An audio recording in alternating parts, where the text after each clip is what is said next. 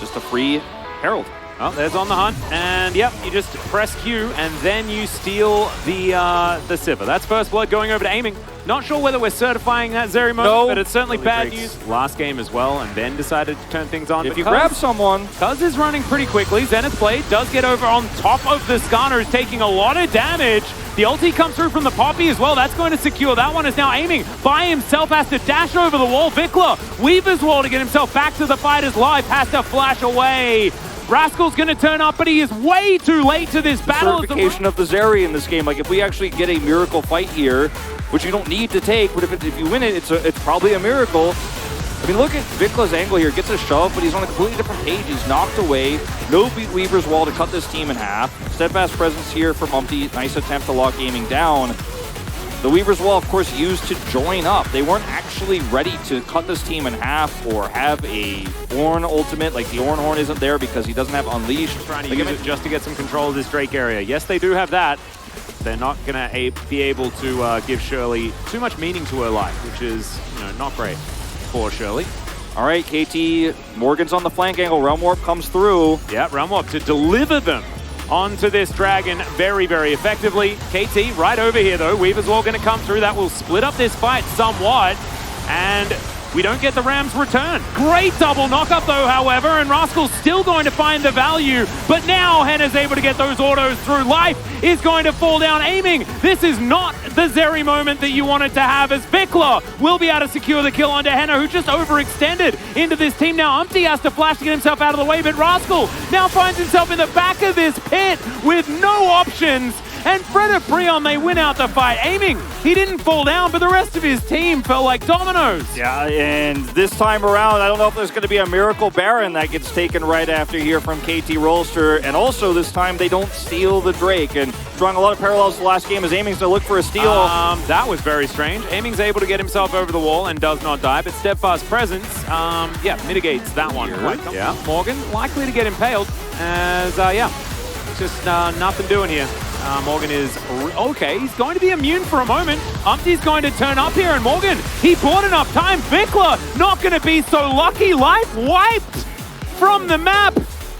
And KT, I mean, this I don't think the Skarner pick's working out for the team. No, I don't think so. I don't think so, Atlas. And once again, teleport is available here, so you have to respect this. The damage output that Fred Brion have at this point with the lead they have is massive, and now you've just given them over a free Baron. Cuz has Hex Flash, but he's too late. Yep, it's going to be taken by Hena as an Extendo Beam came across, so that was close. However, is massive, but now they've gotten extra kills and a Baron. Look at where everybody is here as well for Fred Brion when this happens. Everybody's already rotating up. Like, they're not alone here. Umpty and Delight are both already on their way up. Hena can teleport in because he took teleport on this Sivir again, which is so valuable. And you can't win these longer fights. Aiming is not there. And you're looking for a 2v1 on a champion that can go immune. Yeah, she's one of the hardest to pick like this. So now you've just given over Baron. And like you said, Extendo Beam is somewhat annoying here. I hope we don't watch the whole exchange there. We've not. But the Sivir, that's extremely fed this time around. Well, Rascal gonna have to try and deal with Morgan here. 2 levels down. Yeah, just hanging out underneath this turret, but he will get impaled and pulled all the way back. Life is going to collect that kill, and the Lord will perish in this moment. However, he was split pushing, he was doing his job. Sivir, they want to have a lead on these Drake fights, and yes, Morgan does get a bit greedy here. Umpty is not with him, so he does get impaled, doesn't know where Cuz is. There's not really a whole lot of counterplay here. Cuz just flashes on you, takes you out. But it's still not going to change the overall game state, because you really have to understand the timings to fight, where your win condition is. It looked like KT just thought, okay, we're a better team, and if Aiming gets 3 kills right here, we could certify the Zeri moment, and the game is over. Because if they win that, yeah, the game is probably over. But you don't have to take that risk. You don't have to flip that coin. Yeah, Delight's going to get slowed down here. Extendo Beam just to spy out the jungle as the sweeper was used. Control ward plonked down there as Life is going to remove it and put it down here. So, Baron, pretty invisible right now for KT. Fred Brion with so much control of the pit as, okay, Turbo Skarner going to be moving towards Umpty here. But he's got the Keeper's Verdict, ready to go to battle. And him and Delight, like we were saying, the engaged duo, just standing here stalwart. They're just the bodyguards of the Baron pit. And they're going to start this one off. Talia hits level 16. A lot of damage potential here. Okay, Keeper's Verdict is now on cooldown. KT, get the information, as that is a beautiful flick onto Delight.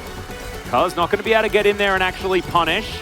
And Delight will be allowed to go home. Talia plus the Extendo Beam, even though it's into Mountain Soul, it's a lot of damage in these choke points, and you have to be really respectful of the fact that you could just get Seismic shoved in if you are the support. Even the Leona is not going to be able to tank that one up forever, and you could find yourself taking a 4v5 fight for the Baron. As KT, I think, realizing very quickly how this comp has to be played now. They have 3 ornaments online, so that's shoring up some of the issues in terms of the lack of gold they have right now. They're 8,000 behind. I'm really trying to struggle. I'm squinting my eyes hard to see the angle here. I mean, Infinity Edge was just done. Yeah, well, Dominic's LDR there, so it's a double Mountain Drake, Mountain Soul, so there's a bit more tankiness to get through. Yeah. You know, the longer the fights go, though, that Infinity Edge value is going to go up, and we'll still be quite strong here. But it's really just about, can you set up a fight? Well, Heroic Charge going to come through here as Solar Flare connects as well, cuz they're just trying to blow him up, and they will do so. Lava suffering the same fate, almost, as he does run it out. He's limping, though, as we've got the battle between Morgan and Rascal being won by Morgan. Of course, in the side lane, Gwen's always going to take that one, but Rascal is at least still stopping that inhibitor from going down. Can teleport in once he backs here, not going to be interruptible, and I think Fred Brianner is going to pull the trigger here. 20 seconds to go with Cuz on the respawn. There's the teleport through. KT, you have to force something. You can't give this up, or the game is lost. Yeah, well, there's the Seismic Shove, aiming, throwing the Extendo Beam through, and that's all they got. They can't get vision, they can't get control, they have no jungler, so they can't smite it away. I mean, Vikla could have switched over to it with his spellbook, but that would have been a one-way mission, and they may have just lost the game anyway. There are 25 seconds on the Elder, and I think that KT have that on their mind instead. If you don't fight for the Baron here, Ooh, okay. Great little flick there onto Umpty. KT lands another one of those. They're going to be happy about it, as Shirelia's going to be used. Although I believe that was actually just the Mantrid Inspire. Yeah, Shirelia is not on cooldown just yet, as Cuz flashes, gets the Impale, and now they're trying to lock down Umpty. They will be able to get that kill, but can they win the team fight? As aiming, trying to keep himself safe. He jet sets over the wall, and he will be okay for now, but the Sivir damage is absolutely real. Vikla gonna have to munch through some of that honey fruit, and now is looking for a return to base. He did manage to reapply his teleport. Teleport's back up. He wants to stick around a little bit longer. Realm Warp avoided here. Yeah, the Realm Warp actually was going to be fantastic at stopping Vikla from being able to make it back in. Cuz now looking for Delight. Rascal trying to be that frontline. Extendo Beam is all that Aiming's really offering to this fight right now. And the Sivir just picks up 2 kills. In the meantime, Morgan is just taking matters into his own hands, running into the mid lane. Aiming. Yeah, he hasn't died this game, but the Nexus is going to, and Fred and Brion are going to take us to a game number 3, Wolf. If it was an even game state, KT played that so well, and the things we could say about their fight for this neutral objective were massive, but they're just too far behind. There's too many angles for Fred and Brion. Exactly right, and Delight is like giving Aiming his little mini Zeri moment while his Nexus is being destroyed. Fred and Brion fight back in game number...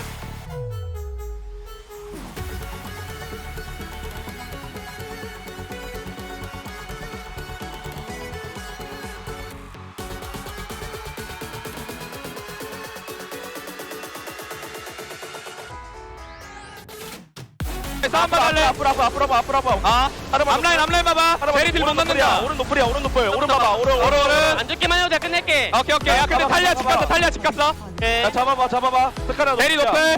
야, 미드로 가자, 얘들아. 미드로 가자. 게임 끝나. 야, 버프 써봐. 제리 노플. 나 버프 못 잡아. 나 못 야, 찍을 제리 여기서 집 가는 거 같은데? 너 혼자 끊어라, 한중아. 너 끊어라.